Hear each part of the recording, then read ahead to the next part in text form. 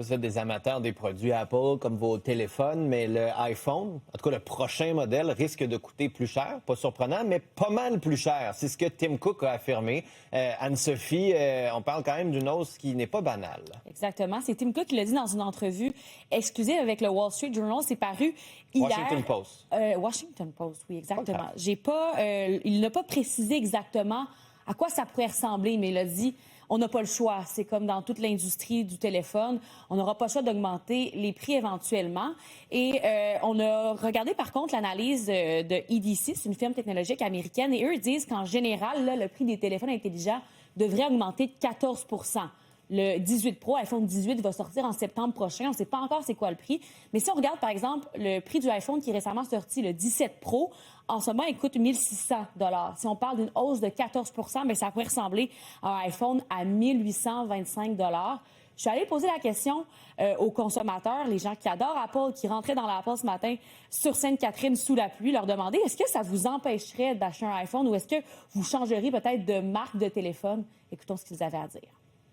Je garde les iPhones pendant longtemps, donc ça m'affecte pas beaucoup. Je n'achète pas des nouveaux iPhones. Pourquoi? Le prix, Cette année, j'achetais déjà un autre Pro Max. Donc, ça ne va pas changer vos habitudes si les prix augmentent de, donc, 300 $ pour l'appareil? Non.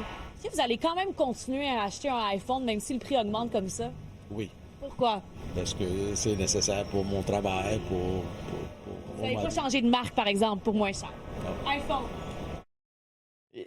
On explique cette hausse-là à cause de l'intelligence artificielle. Tout le monde s'arrache ce qui est nécessaire pour fabriquer des iPhones. Les puces mémoire et les puces de stockage, deux puces qui sont essentielles pour les centres de données d'intelligence artificielle et qui sont aussi essentielles pour construire un téléphone intelligent. Bien là, les prix augmentent parce qu'il y a une trop forte demande.